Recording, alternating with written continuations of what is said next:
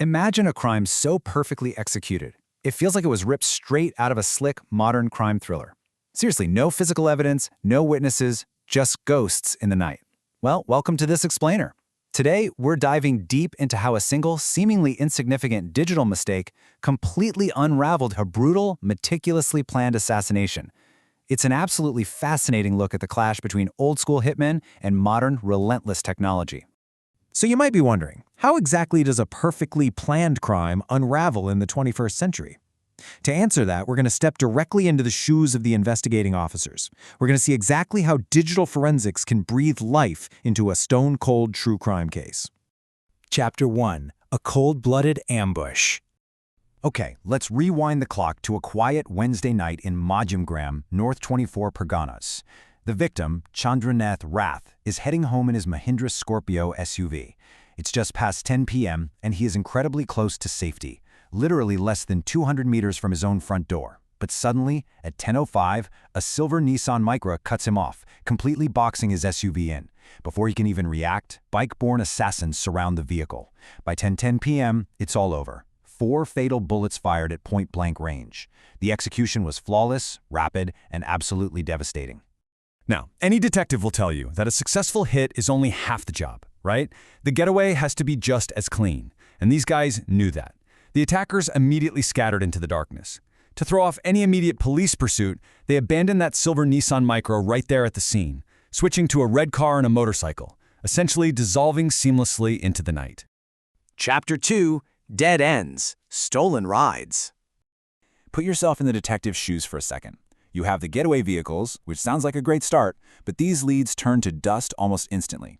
As officers begin cataloging the abandoned cars, they realize the killers have covered their tracks perfectly in the physical world. That Nissan Micra, it was carrying a completely fake, tampered number plate, and the motorcycles they recovered later, another massive dead end. Turns out they had been stolen years prior, way back in May 2012. The physical, analog evidence was essentially a phantom trail pointing absolutely nowhere. Chapter 3. The Digital Footprint. So, to the naked eye, this looked like the perfect crime orchestrated by literal ghosts. But the suspects made one tiny, modern-day error during their escape. Just one. And it all came down to a single digital transaction captured on a toll plaza CCTV.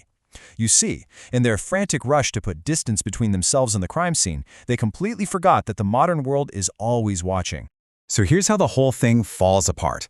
Step 1. Police are painstakingly scanning hours and hours of CCTV footage, specifically focusing on the Bali toll booth near Kolkata. Step 2. Boom, a breakthrough. The camera positively identifies the suspect's car passing through the plaza. But it's Step 3 that is the absolute game changer. Instead of paying the toll with untraceable cash, like you'd expect a professional hitman to do, someone in that car literally pulls out their smartphone and makes a traceable UPI digital payment to cross. I mean, wow. That simple split-second scan of a QR code, it instantly handed the police a timestamp, an exact location, and most importantly, a real name attached to a bank account. Chapter 4. Closing the net. The crucial takeaway here is that digital money always leaves a footprint, and this one led the police straight to the killer's doorsteps. Armed with that digital data from the toll booth, a massive joint police task force was launched across West Bengal, Uttar Pradesh, and Bihar. Following that UPI trail, they apprehended 3 men. We're talking about Vishal Shrivastava, arrested in Bihar with a staggering 15 prior criminal cases to his name, alongside Raj Singh and Mayank Mishra in UP. All 3 were identified as hardened professional hitmen. That single digital footprint effectively did what the physical evidence couldn't. It finally gave the ghosts a face. Chapter 5. The Political Aftermath. Now, while the police were laser-focused on the how, the public immediately focused on the why. Because the victim wasn't just a random citizen. Chandranath Rath was a highly prominent figure. He was the personal assistant to Suvendu Adhikari, a major political leader and West Bengal's new chief minister. Because of Rath's high-profile political position, the investigation took on massive weight, and the sheer brutality of this murder immediately ignited intense political accusations. The political fallout was immediate and explosive. Suvendu Adhikari, who had recently defeated Trinamool Congress chief Mamata Banerjee in her stronghold, claimed the murder was pre-planned retaliation for his electoral victory. He publicly stated, quote, "He was killed because he was my aide and I defeated Mamata Banerjee."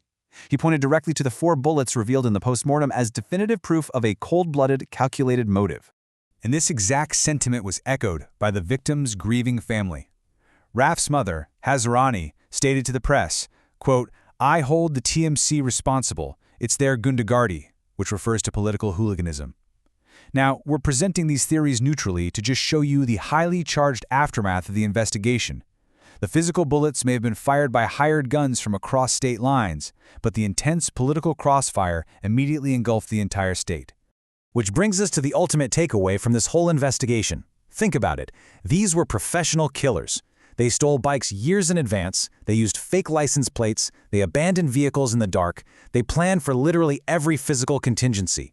But they were caught by a simple smartphone transaction at a toll booth. So, as we wrap up this explainer, I want to leave you with this thought.